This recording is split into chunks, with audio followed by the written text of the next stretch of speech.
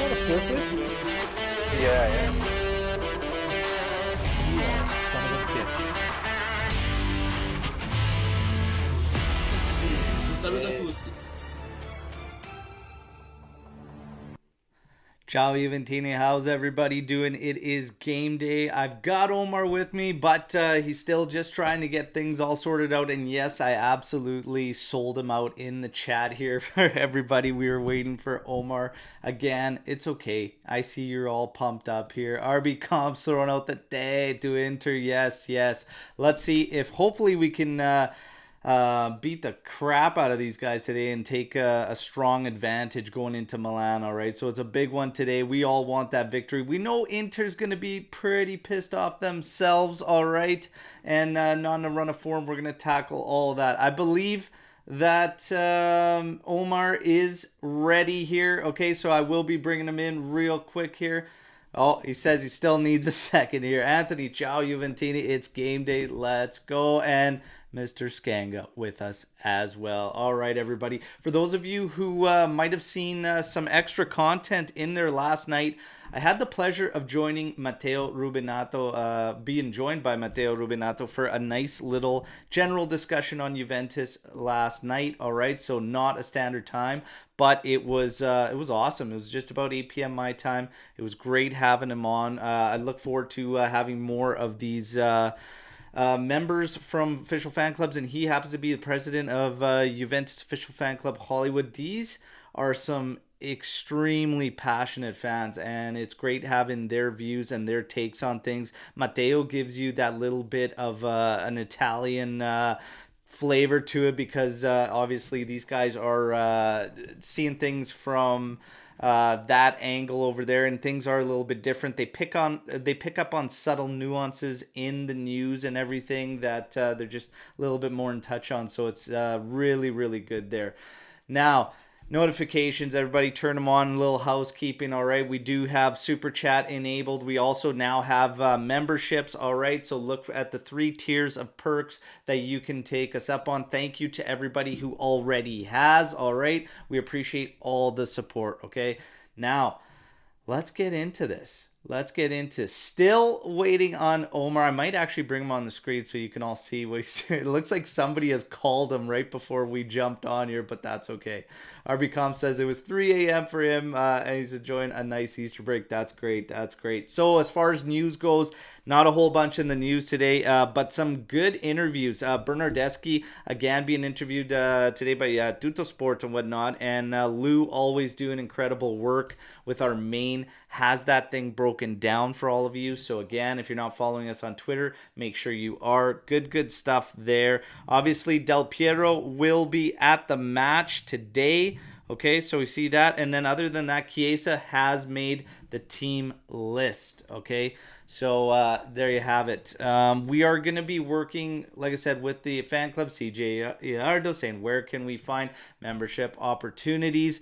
So we are working with them to have them set up a link tree. That way it'll be a lot easier for all of you to find their sites and find a membership available to you as close as possible. For right now, you can head over to the Juventus official site and look up the fan clubs, and it'll actually, you just input your area and it'll find the closest one to you. All right, so that's what you can do now for the membership. For membership for our YouTube channel, there should be a join button on our main, okay? And there's also one in the description to the video. You hit that link, it'll take you straight over for memberships, okay? Now, everybody, let's get into this. Faraz is here, and I believe now we have Omar ready to go. Hello, man. Yes. Nothing like here getting I a am. phone call while we're about to go live. Yeah, it's been like a 30-minute phone call, but I'm going out on holiday now for a week or so, so I had some stuff to take care of before I go on a Beautiful. break, but here I am. All good. Happy to have you here, brother. Happy to get pumped up for this game against Inter, okay? And Luis, everybody's fired up in the comments, okay? We all want to smash them. We know Inter's going to want to... they've got a little bit of a bad run of form, and they've got question marks, not only in Inzaghi, but certain players it's anybody's guess what he's going to do. One of the rumors is that Handanovic might be playing in goal. Huge advantage, Juventus. All the Inter fans are fired up about that one. I say, well, we beat you with Onana in there too, so whatever. And I would be more than happy if today Rabiot would actually juggle the ball with both hands all the way into the goal, and I would love it even more. Okay, so we'll see what happens. As far as news, Omar, I was just kind of giving everybody a quick little overview. Not a whole bunch in the news today. Some great interviews that Lou covered, especially the one with Bernardeschi and stuff like that. But not a whole bunch. You can give us a little bit of the insight on the news. Well, really not a whole much. I mean, we already had a podcast yesterday, so not a lot between yesterday and today. And we have our lineups. We'll get into them later. There are some good interviews with Bernardeschi and with Sule. Go over to Twitter and you can read them. Besides that, I believe the FIGC appeal got declined, and so that's good news for Juve, Yeah. mainly to start with. But not a whole lot besides that. We just know that it got declined, and not a whole lot beyond that. So we'll have to wait and see how it develops. And that's about it for now. Yeah, and that appeal pertains to the Kovacic cards and documents that Juventus had to fight in order to even see and receive and get. So they did end up winning that appeal. Okay, so great for Juventus. Like you said, sets a precedent for the rest of the way and moving forward. So good stuff. Limone making a special appearance. Absolutely, I hope so. We can see that attitude kind of bleeding down into the players, man. Like, I don't know if anybody watched that Fiorentina match. Like, it's a bit tough to take almost how much lobbying they do for calls and complaining. Like, it was tough to watch. Omar, are you starting to feel that? Towards Inter, Yeah. yeah.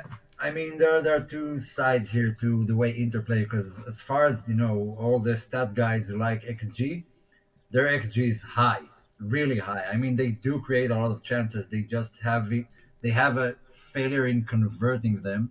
But I would be cautious. I mean, sometimes you're on your day and things do go your way. And Milan have been not so good recently, and suddenly they bash Napoli at their own home for nothing. So, yeah, I'm confident, but we also have to be careful, alert, and be ready for anything and play this match like every other match we played recently. Not giving them an inch and fighting all the way. We have a good lineup. We don't have too many injuries. Some of the guys are back. Some of the guys rested. We're in a good place. Just don't get complacent. Ah, yes, absolutely, absolutely. Anthony Trimboli, thank you for pointing that out to everybody. I thought you could do it through your mobile devices. Apparently not. To join, you will have to go into a desktop in the main site on YouTube. All right. Now, RB Comp say not even Inter one player, and his name is Barella. Barella does a lot of that. Lotaro as well. Animesh saying always been like that. Nothing to do with Limone. Yeah, I I guess. agree to So some degree. for me, like players, teams, and whatnot, they're always a reflection of their manager. Do they do it as much as Exactly. they did before? I don't think so, but I think because now there's a lot more going on with Inter, and it's negative. It's a lot more negative. We all saw, Lukaku and Barella interactions. We know that they have Skriniar who's going and seeing PSG and whatnot for medicals and stuff. Like players want out. Their owner is asking for funds and donations at team parties and gala events and whatnot, like as a joke, but it's not really that funny and it's embarrassing. Like they've got issues. And I think all that plus a run of bad results, yeah, it's getting them going. It's getting them going, and right now they're Yeah, and we suffered from it. We suffered from it in the past. I remember one very specific moment back in the banter. I think it was 2009, which we played against Roma, and John Arneris played for Roma. Then he found himself, with acres of space, one on one with Buffon, and Buffon just went out and fouled him, deliberately fouled him, got the red card, didn't even argue, just went straight, and you can see him mumbling and angry because that was the situation around Juve. They're losing, things are not going their way, so everything you usually do as Inter always complain on the pitch to the referees and lobbying and whatnot, it's amplified when things are not going your way, and we Yeah. can use that to our advantage a lot. I mean, an early goal, get into their minds, play the mind games, and they'll start losing theirs, and that's our good point here. I agree with you 100%. And it's set up. It's set up for Juve to take advantage of having the first leg in our house. We talk about Inter consecutive defeats, obviously, to us, and then Fiorentina have more or less ended. And I mean, it was ended before that, but now it really puts them in a struggle for top four. Okay, so they're going to be battling for a top four spot. That's three straight Serie A losses on the bounce for them. We know that Skriniar is still sidelined. DeMarco's a bit of a doubt. We not 100% sure what's going to end up happening there. At least from the start, it's doubtful looking for him. Çalhanoğlu back in contention. Barella, Brozovic, we should see that in the midfield. Lukaku with a horror show, which is not he's not unaccustomed to, essentially. But Dzeko could be the one partnering up with Lautaro up top. Not 100% sure what Inter's going to do, but they are going to be fired up in a sense that it's three on the trot that they've lost. They lost the last one we played to us in controversial fashion. We saw what happened at the end of the game with the shithousery between Paredes, D'Ambrosio, and whatnot. Expect for that, because it's so soon, to probably transfer into this one. And I expect it to be a pretty physical game and pretty chippy. You expecting the same and some carryover from what went down, especially with their lobbing of the handball and everything, that whole scenario, not just Rabiot, then Vlahovic as well, and losing on that, and then what happened at the end with Paredes and whatnot. You expect that to carry over into this one? Oh, 100%. 100%. They know that that tournament is outside of the league, and winning they do have a good chance. I mean, Cremonese and Fiorentina are on the other side, which I think this is now the final. The match between Juve and Inter is the final to the Supercoppa. I believe whoever goes through wins it. And Inter know that a win here, a win against Juve, promotion in the Coppa Italia could spark their season back up.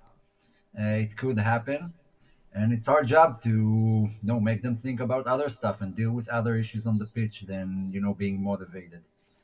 Yeah, absolutely, absolutely. Lukaku and missing sitters. Name a more iconic duo. Yeah, holy, that was that Andanovic, one was I have unbelievable, man. Against Andanovic Fiorentina. standing still when shots on goal. That's a more iconic duo. Now, Love it. Love it when it I happens. love it. I love it. Now, Juve. So we're gonna go into this one.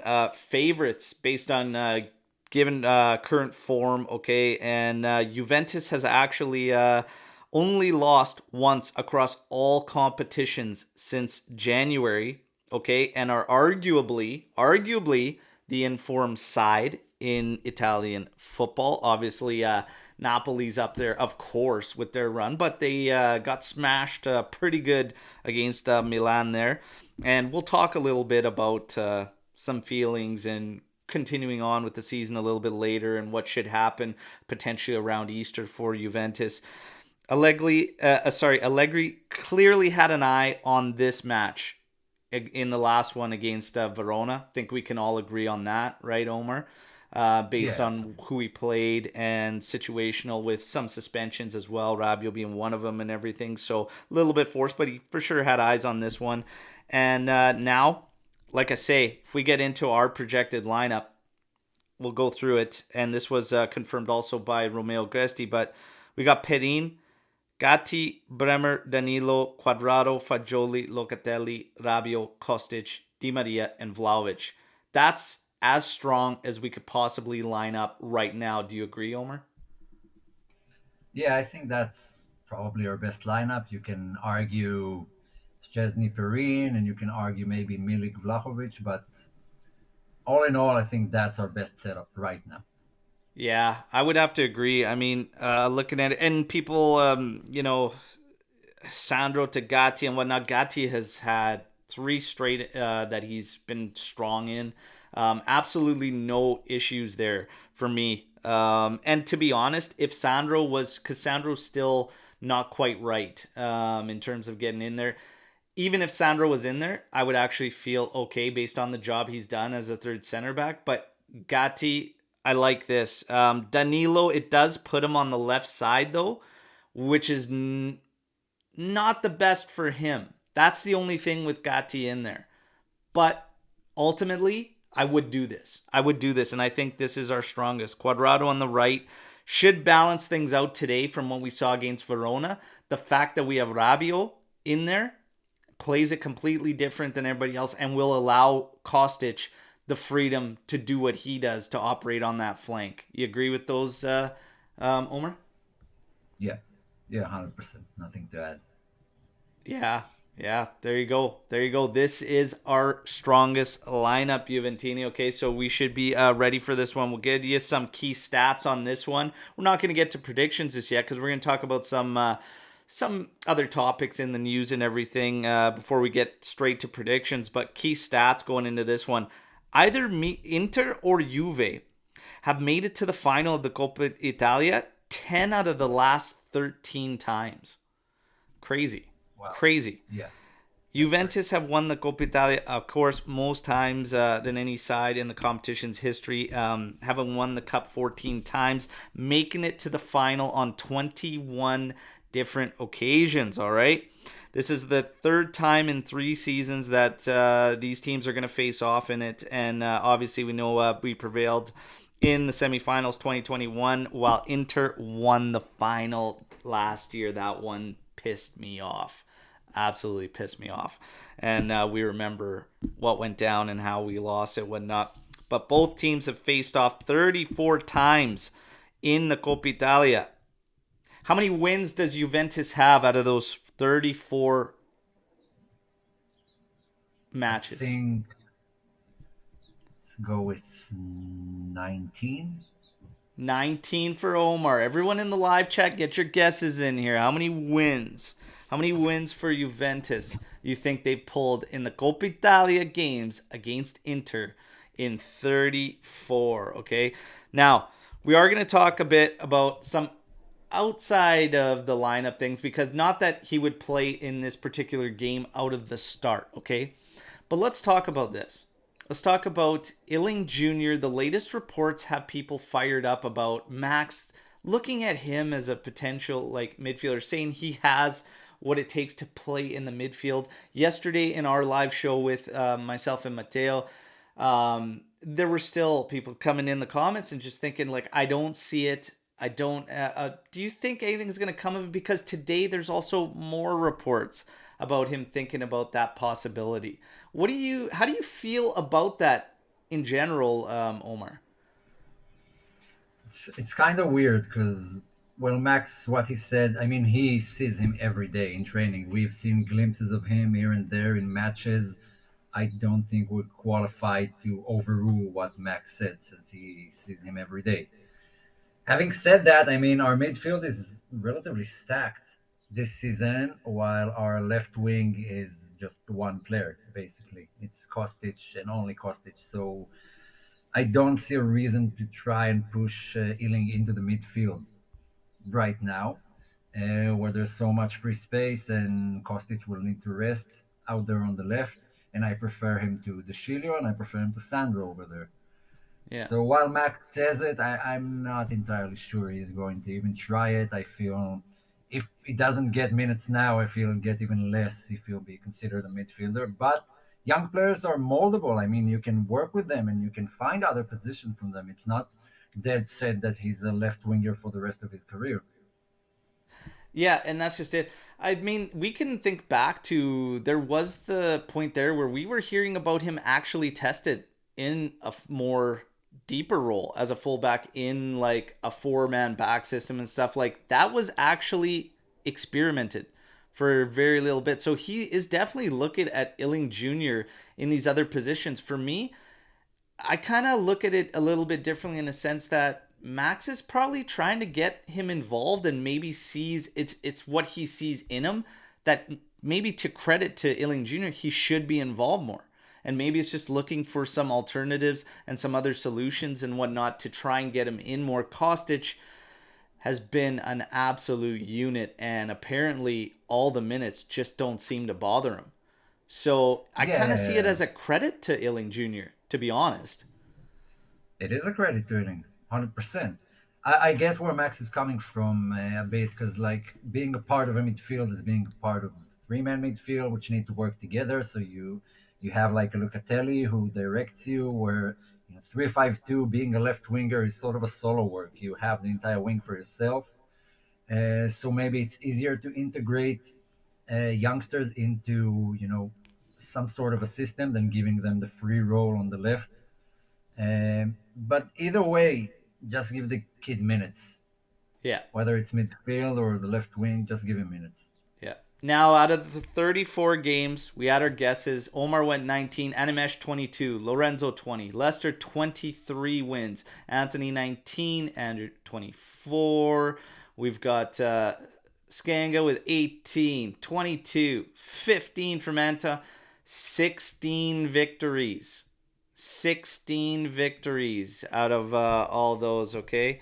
And then the Snakes themselves getting 11, and the rest were draws, all right? And we're not going to get to that yet. But Illing Jr. won. Don't get too fired up about these. And Max has found alternatives for a lot of players, especially in his first tenure with Juventus. And it's not anything out of the ordinary. And it's not something that's out of the ordinary for any manager. To be honest, you see positional changes all the time. And for me, I see it as a credit to those players because they're making themselves have to be like they're demanding attention almost, and a coach looking to get them more involved. So that's a credit. That's a positive and whatnot. We've seen that from a lot of our young guys lately in terms of what they're doing to kind of push themselves along, and I do commend them for it, and I like it. If we go down the list, you have Fagioli, who basically pushed Juventus for the commitment, and that was in the summer. You have Sule, who refused to go out on loan, even if he wasn't going to get a bunch of minutes because he wanted to fight for them here. You've got Illing Jr. that's essentially being brought up as an issue because he should be getting more minutes than what he's getting. This is all good in I don't see any negatives here whatsoever. And Max, let's talk about how he's been managing the young guys. Do you have any issues with it? Do you think he's kind of dropped the ball in terms of minutes for guys? Or, I mean, when I think about it, I don't think he's put a foot wrong on a lineup since probably like November. And we brought that up on the last couple shows, and Alex P was pretty vocal about it, like trying to think back when he actually faltered in a lineup. Yeah, I guess it will be somewhere in the beginning of the season, somewhere until November, that he got some things wrong. Maybe he got some more things wrong along the way, single games here and there, but overall, I mean, you can't argue when you look at the results and the amount of wins we had and our position in the table despite the minus 15. I mean, it's hard to argue that he has done a lot of that he has have bad decisions in the lineup. But the season is still long. I think he had much more last season. Maybe he learned the players more. Maybe he talked to them more and understand what's better for them and what's not. And he decided to listen more and being less stubborn. But in regards to changing position for players, I mean that's a very Italian thing. It's not only an Allegri thing. Italian coaches change positions for players all the time. Conte does it on a regular basis every time he coaches a team. Apex And does it part all the of time. I do it too. I change positions all the time on FIFA. And yeah, it's part of the Italian DNA of being innovative. It's what gave them the recognition they have throughout history. Thinking forward, thinking outside the box. It's a very Italian thing, in my opinion, and it transpires to football too. Not only art or music or anything. Yeah. So I get it. Converting him, Illing Jr., as an attacking fullback like Cancelo would be ideal for us. You think so, Omer? I don't know. I haven't seen enough of him. I really don't have Yeah. anything to gauge it upon. I mean, most of the minutes we've seen him play were like cameos, 20, 10 minutes a match where we went into a defensive shell. So I remember one game where he started and, played more freely. It was a good game. I can't remember who it was against. Maybe Monza in the cup. I don't remember exactly. Well, But I haven't seen enough. I just haven't and seen I enough. want to hear from the live chat on this. How we feel about, like, there was a point there where everybody wanted to leave the 3-5-2, okay, or 3-5-1-1, however you want to call it, and everybody was asking for Kostic to be the left back, okay, and for me, I wasn't 100% sold on that at that point, okay, but and I'm still not, to be 100% honest. But that's just more because we haven't seen it. And I just think that from what we saw to the beginning to what we started to get when we, even if you want to say we stumbled across the 3-5-2 because of injuries and whatnot, it was significantly better. The games all became crucial as soon as that penalty kicked in. So for me, it was always stick with this and get your guys going, get the top guys firing and whatnot, and we'll build from there. Converting Illing Jr., I mean, that could be something that would be potentially big for us, especially because we're going to have to work smart in the Mercado. And Juventus still has this goal of bringing wages down, bringing the numbers down, and getting the numbers correct financially before they really start to push. And that's why I kind of feel like even this Mercado upcoming this summer is going to be a pretty quiet one for Juventus for the most part.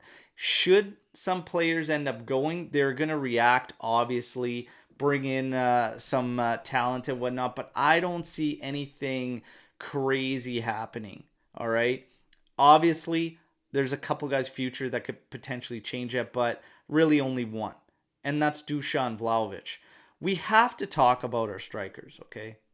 So we have to get into the striker talk. But as far as Illing Jr. goes, I think right now, being a second to Kostic is great for him because Kostic is seen as being able to play anywhere up that left side. And if Illing Jr. takes it into his accord tier to learn from him and grow behind him and whatnot, but ultimately it does come down to minutes. We have to get Illing Jr. some more minutes down the stretch, and I believe it will happen. We're talking about a month. We have 9 games in, so Illing Jr. should be used. Should be used. So, but getting to the strikers now, Omer. Dusan Vlahovic is taking a lot of heat. All these interviews, ex-players seem to combat, they combat what even Vlahovic himself said when he was referencing Luca and the words he said. Look, Vlahovic has to get it going. Is it all him? No, but a large part of it is. It's weighing on him that he's not been the guy because he set out. We named him as the guy. Our guys in office specifically said that, and said he is the center of the project. We pushed away Paulo Dybala comfortably in order to make this switch, make this move. You can't tell me this is not weighing on Dusan. No, it is. It has to. I mean, would have weighed on me, on practically anyone. I mean, if Calvo goes out today and says that Keane is our main guy and the focal point of our project, he'll get. It has the benefit of like being the substitute striker who needs to prove himself rather than the main guy who has to perform every match. That's what's expected. That's what we as fans expect.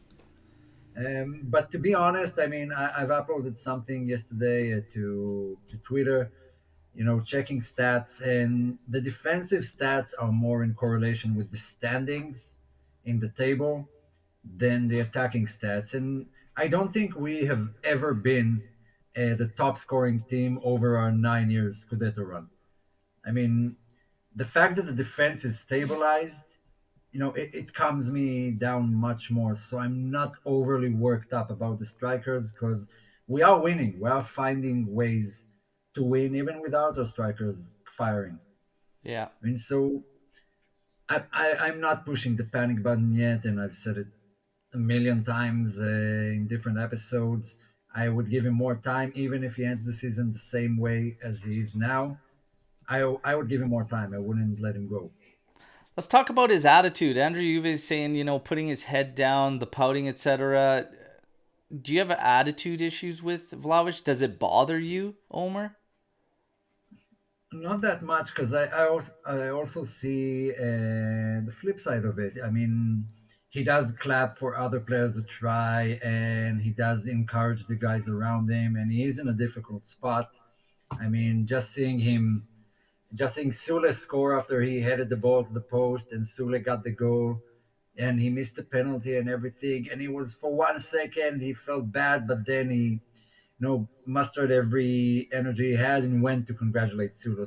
So it is weighing down on him, but he is making an effort to work through that, which I appreciate. Gotta remember, he's not a veteran. I mean, Yeah. still relatively young. You have to learn to deal with his emotions over time. Yeah.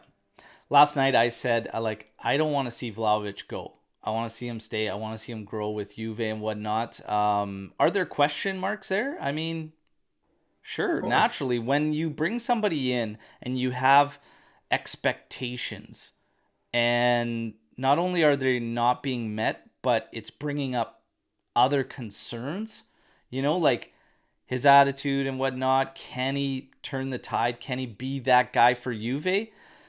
I mean, yeah, you're going to question it when he ends up having the worst scoring rate out of all three. Keane having the best. Now, Keane obviously is playing not against the top sides.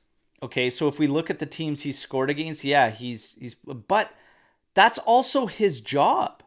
He's actually doing his job because he is finding goals in the games he's playing. He's got a scoring rate of a goal every 156 minutes. Vlahovic, every 208 minutes, his scoring rate. That's what it's dropped down to now. He's got to snap out of it for obvious reasons and whatnot, but he's got to snap out of it. It's up to Max to get this guy going.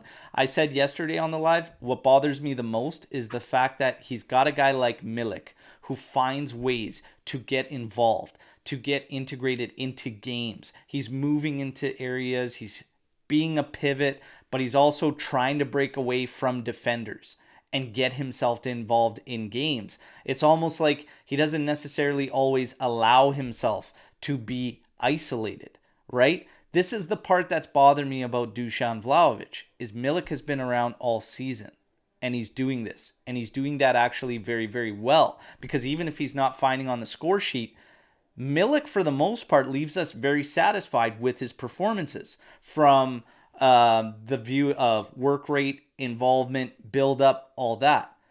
That's the part that bothers me the most with Dusan Vlahovic, is that you have this guy doing that there, and you can't see that that's kind of what you need to get involved more, right? And I don't care if Di Maria's in there, Sule's in there, like you've got Miretti in there, these other guys that are seen as the creation. You still have to find a way to have some type of impact and get in the game. Thierry Henry literally said this in an interview, breaking down one game or whatnot. They were talking about strikers, and he said, for me, everything changed when because he used to be one that would say, oh, I'm not getting the ball here, I'm not getting the ball, like whatever. And then Arsene Wenger was the one that actually said to him, said, what are you doing? Stop looking about everybody else and whatnot. What are you doing to help the team? And Thierry Henry said that's when, for him, the switch went off, right? Your yeah. thoughts on And Vlahovic and learning off Milik? And look, Vlahovic is not clear of criticism by any means. I mean, everyone deserves criticism and should take it. I do believe he has some things that just doesn't do well. The way he's always eager to sprint forward whenever we get the ball, and then you see Milik play, and he calculates his runs. He decides when to run and when to pull back, and not always just darting forward into the area and waiting for balls. And he does have an issue with his ball control in the air and on the ground, and almost the trampoline thing we use here and there, which he could work on and should get better. It's a different style of play from what Fiorentina did. He has to learn as a striker, as a big guy who isn't reliant on speed, to play with his back to goal and not only with his face to goal. Because when he have the space to run and the ball is in front of him, is far better. But it's his back to goal game that he needs to work on, and he has a great guy to learn it from. Obviously, we've seen how Milik performed, and it almost seems like Milik does it, seamlessly without any effort. I Yeah. mean, you don't see him sprinting across the pitch. You just see him positioned in the right positions when the attack goes off. So that's what I expect from Dushan to learn, and maybe even learn it by now, because, like you said, they have been playing for a full season together. Um, so we'll have to wait and see. That's my critique of him. But I Yeah. do give him time. If he was Milik's age and still playing that way, it would have been a different story. Yeah. Do we think that these three strikers for Juventus aren't actually that far apart in terms of performances this season, and it's just strictly because of the money Vlahovic came in on and the expectations we all put on him? Yeah, Do you yeah, think it's probably. actually not as far bad a difference between the three strikers as what it seems for fans' opinions, anyways? Um, Probably. I mean, Keane has a bit more experience because he did play a bit in the Premier League. He played in the French league. He played in the Champions League.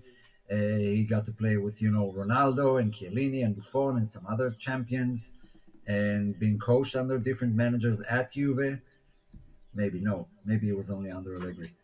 Sorry. So Milik has been around the block. He's older, obviously. Vlahovic still has a lot to learn.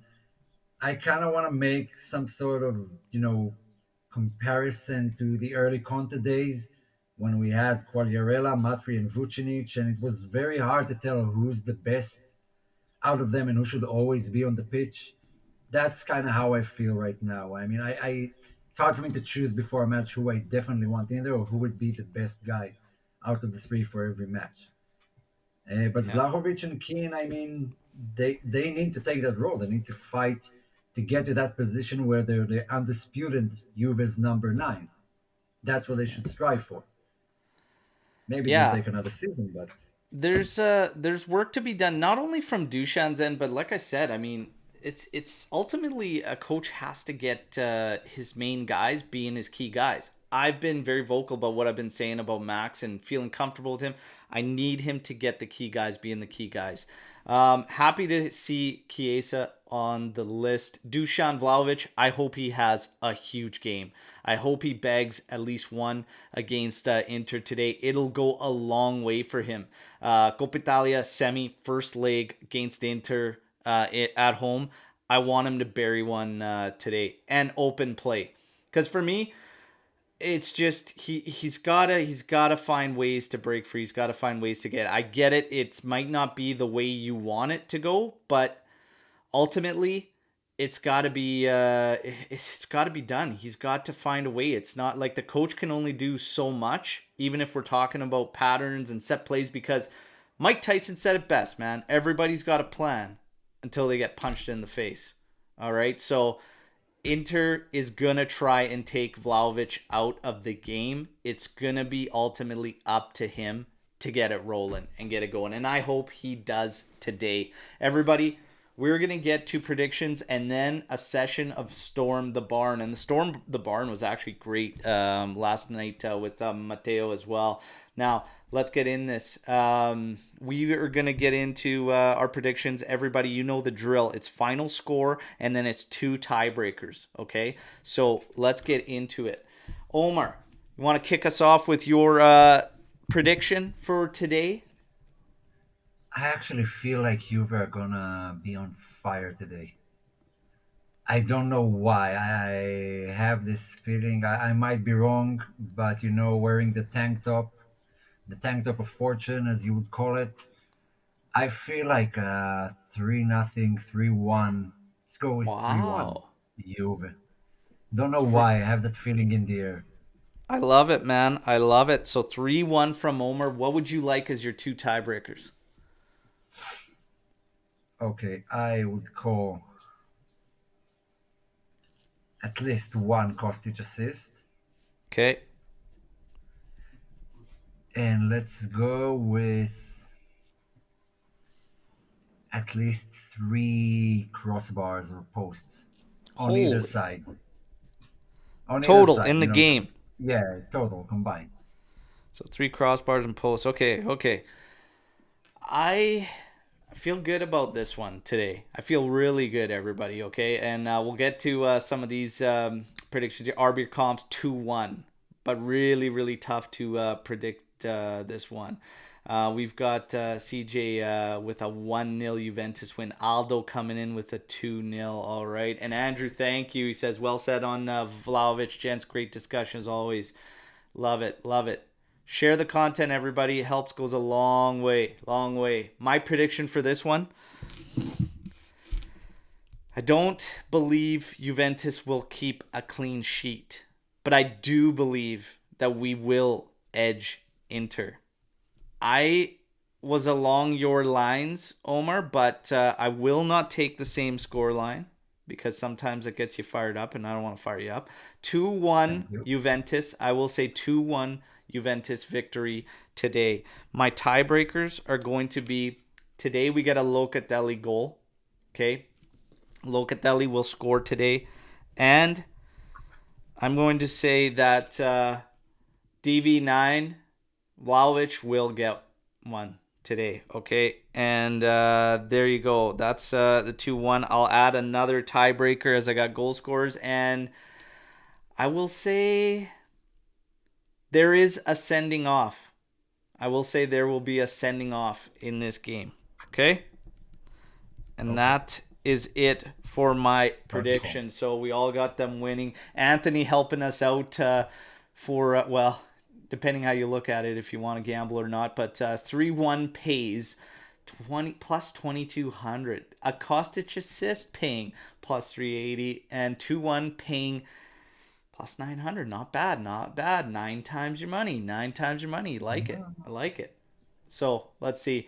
Animesh, if Inter scores, it's only off a dodgy pen. There you go. There you go. Well, these games, they get so heated. They get so fired up. I absolutely love these games.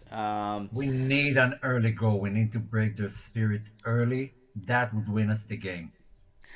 They are Absolutely. coming in, obviously, out of sorts. Okay, Inzaghi being questioned. Half the roster seemingly doesn't want to be there if you believe a lot of the reports and whatnot. Questions at the ownership level and everything. Yeah, we need to crush their spirits quickly. Yeah. We get an early one, and I think it'll be good for Juventus, and I think we can really take it to them from there. Di Maria, is he your player to watch? Who is, and everybody in the chat, give me your player to watch, who you think is going to be the guy today for Juventus. I And let's keep in mind that Verona, we were pretty frustrated in those key guys that came off the bench because they were worse than the players that they took off. Vlahovic, Di Maria, Kostic even were very poor in that game. But for me, it's all out the window in this one, and they'll all be ready to go. Okay, so let's go with our boy. Let's give him some props. Maybe he listens to the podcast, so give him a bit of a boost. Vlahovic. This is gonna be Vlahovic's game. I think he'll have a great one today, and I'll be watching him and putting my money on him. Yeah, I am torn between two, and I want to say Kostic might be that guy. He might be the guy for Juve today, but I kind of want to give it to Rabiot. And Rabiot makes a big difference in that midfield, and he allows the other guys to do what they want to do. He will allow Kostic to be Philip Kostic on that side. So I Yeah, and might throw it I might throw was his Rabiot out there. yeah, and it was his birthday yesterday, so that would be a good way to celebrate. Absolutely. By the way, great speech, great words from Rabiot. And again, like that guy, That's the way. That's the way you turn the corner of, for fans against you. Say the right things first. man, it's funny because all these perceptions of him coming in and his mom and all this, like none of it has come to fruition. This guy has actually No. been like a true professional, and he got hot towards the end of last season, and this season he's been absolutely on fuego for us. Okay, love it. Adrian Rabiot, my call for player to watch. Omer goes with Dusan Vlahovic. All right, so there you have it. Everybody, storm the barn. We have time for some questions here before we sign off and ultimately give Inter the big day. You know it's coming. You know it's coming to wrap things up. But storm the barn questions, get him in here. Omar, is there anything we haven't tackled that you want to get in here? And maybe you have a question for everybody on the chat. Well, it was reported that I think it was Scanavino met with both Ricky Massara and Gintoli from Napoli secretly, but if we know about it, then it wasn't that secret. But still, oh, okay. Albanese tweeted a list of midfielders that Juve are potentially looking for in the summer, and the names are regular, but also the name of Tony Cruz came up. I think he's out of contract with Real Madrid. Fratesi, Homeland from Lecce, and the regular guys we hear all the time. And assuming we do lose Rabiot, do you have a favorite? A logical favorite. I don't consider like SMS logical. I don't see it happening. But does SMS not become logical with the situation Lazio's in? No, Going into his it's final year, is it not a logical one this particular summer? okay. I heard in some podcast that a Lazio fan said that Lotito would play all his matches in the afternoon if it saves him the electric bill. He's that cheapskate. So he wouldn't budge for Juve. He would still ask for his 40 million. He'd look to sell him to Arsenal or Man United or whoever plays with him. I feel like the only club who wouldn't, give any discounts is Juve. That's why I don't see it happening. Uh, Even if he had to drag out his contract and play with him one more season, he'll do it just so he won't go to Juve. Yeah. So I feel like it's out of question. Even 40 million. I mean, we don't know what's our budget. We have millions of question marks toward the summer. I don't feel like SMS is a viable option I anymore. I know this is super unpopular, okay? But for me, we lose Adrian Rabiot. I see too many other needs for Juventus to even pick somebody that I want to like splash on or like say this is the guy, like bring him in, because there's also been rumors about Modric from the same sort, like they're bringing out Tony Cruz and whatnot. Like I saw Modric and the graphic with the Juve kid on, but ultimately midfield we have a plethora of players in the midfield, even young talents and whatnot. There's the potential for Zakaria to come back as well. Honestly, I probably wouldn't do a bunch in the midfield, but keep maybe Zakaria around and bring back Rovella, to be honest, because of the work we have to do at fullback. We need a center back. We potentially need attacker. So it's like, for me, I don't see the need to really go crazy. And I know that there's a lot that would go nowhere near Zakaria. And I know that Juve's intention is that it's done with Zakaria and they'll find another solution elsewhere. And some were bothered by the words that Zakaria went. But for me, obviously, if there was a shot at a midfielder like Cruz or Modric, on a flyer as a stopgap when you have this much young talent at Juventus, that's hard to pass up on. It's really hard to Yeah, pass up on. If you have a true shot at a player like that on a 1-year deal, say, and you have all this young talent and it gives you freedom to send one out to get more minutes everywhere like Miretti. And this came up yesterday, and I'll ask you because I've been saying I wouldn't mind Miretti for a loan maybe potentially next year, somewhere you can get steady minutes. And it was seen as, this was brought up on the live chat, that would be a demotion and hurt him mentally. I don't see that in that manner at all. So for me, a 1-year stopgap, if you're talking names like Cruz and Modric, I think you would have to take one of them, no?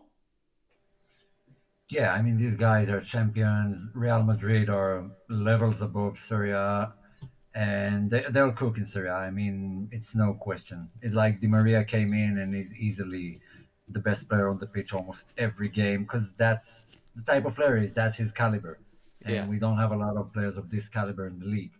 So it might be easier for them. It's also they don't need adjustment times to new leagues because they're world class players. So yeah, I would love to see them at Juve, and Guy we do low have key, some. I would love Soberschlei. Love, Yeah, man. but When we had links Soboslai, to it, when we had links to him like a year ago, going in, I was like, get this guy, get this oh, guy. I would love Soboslai. Yeah, But he's an attacking midfielder. I mean, if he comes yeah, in, then someone has to go, like Di Maria or one of the guys. Sule might have to get transferred.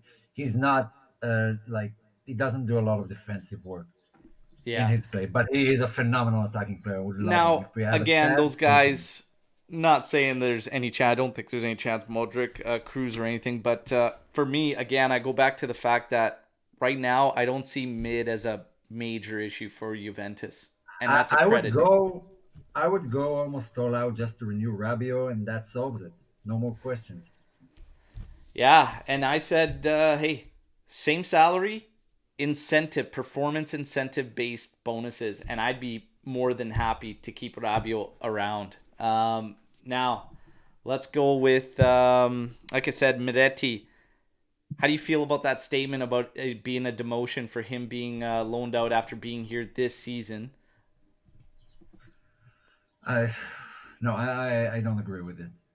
I think at that age you need to have some humility, and there's nothing wrong with playing for a tier team and gaining experience. I see no issues there, and if he's already at a level that he said I'm too good for it, then that's not the right state of mind for any player. I mean, you're not Messi, okay? You're not winning Champions Leagues at 19. Yeah, yeah. Now, and there you go. We get some love there. Hungarian love Asobo at Juve too. I was live in Puska Stadium last week. See his free kick goal. Awesome. That is awesome. Insane, beautiful goal, beautiful goal. The logo there? No, the goal, the The free kick goal. goal Yeah, he's yeah. talking His about. logo too. Look at that. Forza Juve. So that's nice. With the kiss symbol, yeah, that's awesome. Not kiss, CJ Rolling Stone. Iardo. Sorry.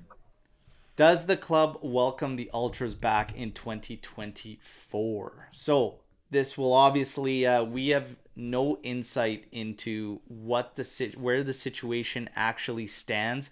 Even those involved that I can talk to about are very weird about the information that they actually give out. It's very, very strange. I'm not going to name names, but when I talk about the Ultras scenario and situation, it's complicated. It's complicated. It's complicated. It's like, okay, but explain. It's a little bit of everything with the Ultras in terms of what exactly they're pissed off about, okay?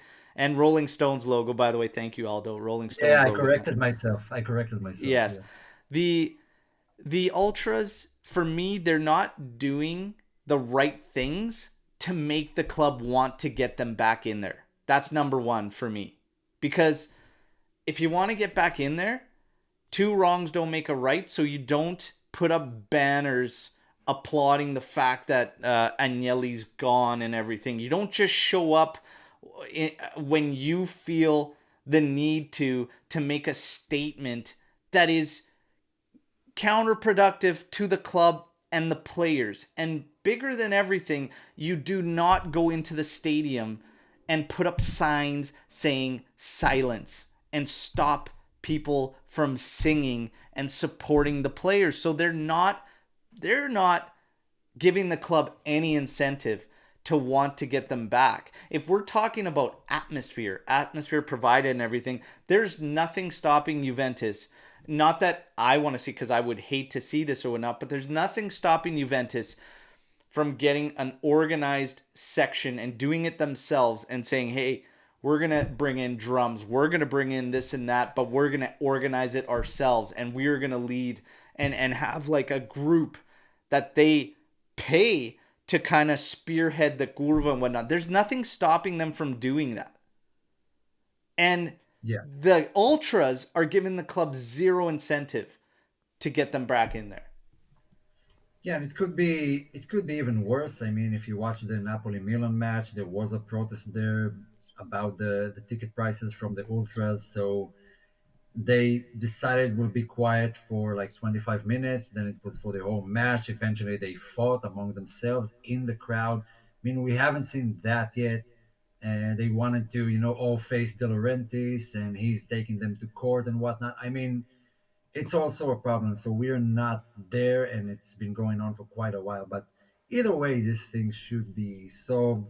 Like you said, two wrongs don't make a right. Both sides need to, take the foot off the gas a bit and try to find some sort of way to keep both happy, because it does nothing but hurt Juve. And I think that's our main goal, right? That Juve would do well. Yeah. Yeah. It's a weird It's situation.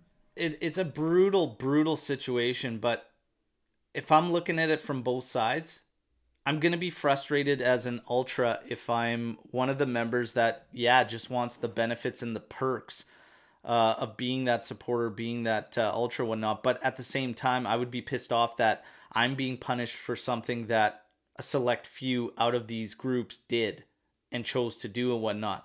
But at the same time, if you're looking to get back, I would also realize that, hey, we were associated with that.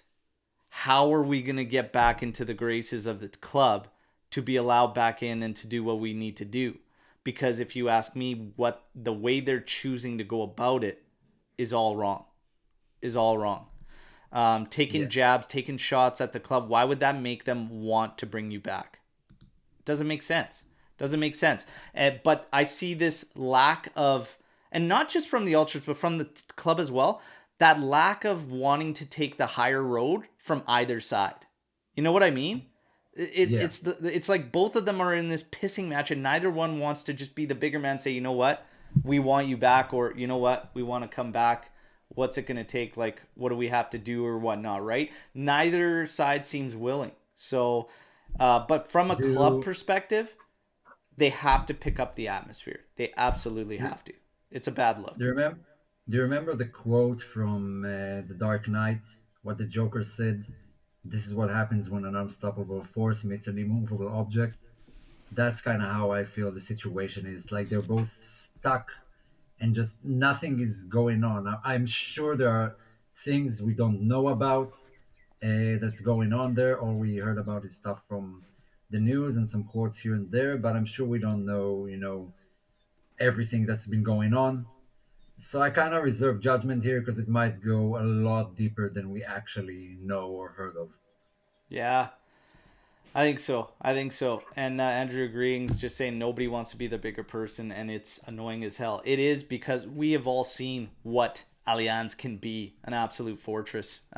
Aldo asking, have we spoke about Seferin? Well, I had that daily update video. It's an absolute joke. This guy is so unprofessional. I don't know if any of you watched the that little document. It's not even a documentary. It was like an interview between him and Neville. Did you watch that interview? I read it, I didn't watch it. So I watched it, and this guy just gives off this arrogance so naturally. And, I just can't.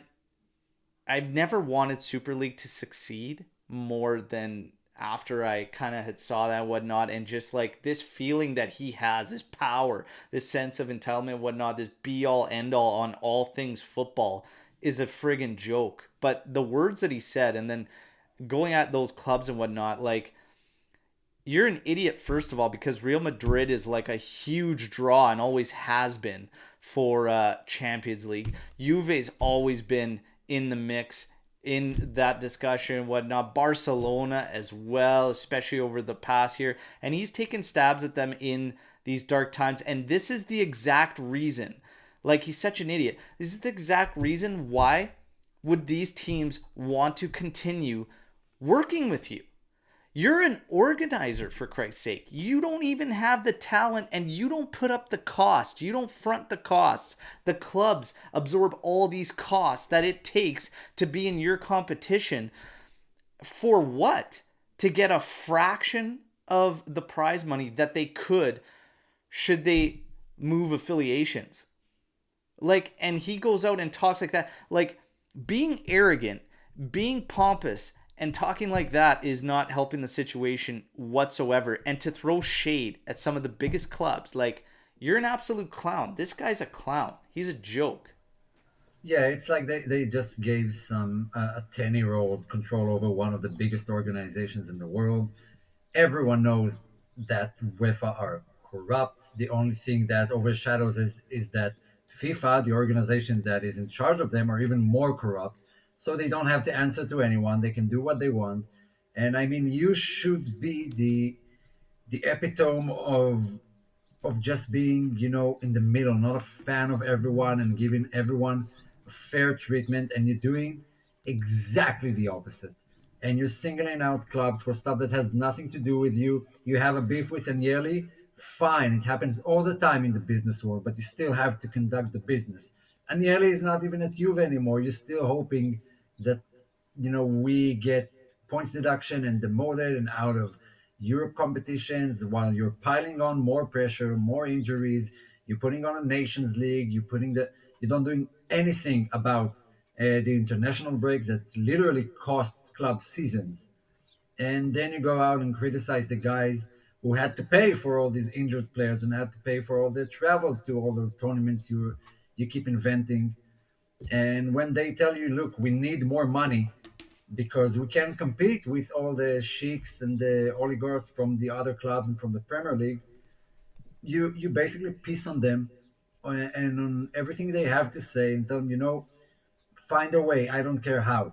So they found a way. Super League is the way because it costs tons of money to keep being a competitive year in, year out. It costs a lot of money to keep your best players and to bring in new talent and to bring in new managers. And there's inflation in the market all the time. And you'd expect from the organization that is in charge of it to do something to help their biggest clubs, their main attraction, to get through that. And they're doing not that they're doing nothing, they're doing worse. I mean, they're just making these clubs worse. It's just laughable. It's a clown. It's super convenient that he didn't shine a light on the huge investigation that Man City's been on for 8 years, but he specifically brought up Juventus, Real Madrid, and Barcelona. All right? Super convenient of him to leave the Man City investigations out. Listen, in terms of Super League, they're going to make a push. And, Lil Birdie tells me that this summer there's going to be exhibitions put on by the teams that are set to make that big push. So look for that coming in the summer, everybody. We'll see what happens. But Super League, far from over. Seferin, there. And again, reminder, everybody, we have membership set up. I feel like that emoji, the day emoji, is going to be used a lot on this channel. But you got to go in on a desktop, apparently, and you can join. And there's 3 tiers of membership. Hey, if you choose to support the channel, we appreciate it. We also just appreciate you simply sharing the content if you enjoyed, okay? Love it. Now, everybody, Inter, we got the predictions in. Omar's going 3-1. I'm going 2-1, all right? We need a big showing here. We got to take the advantage.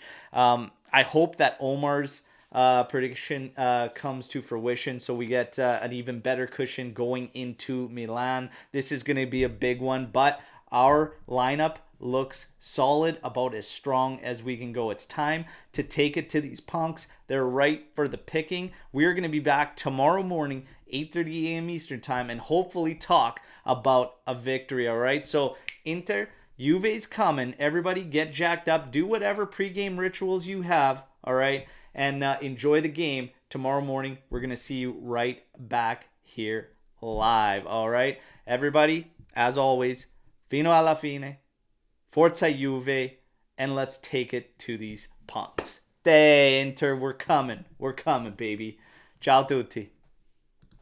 Yeah.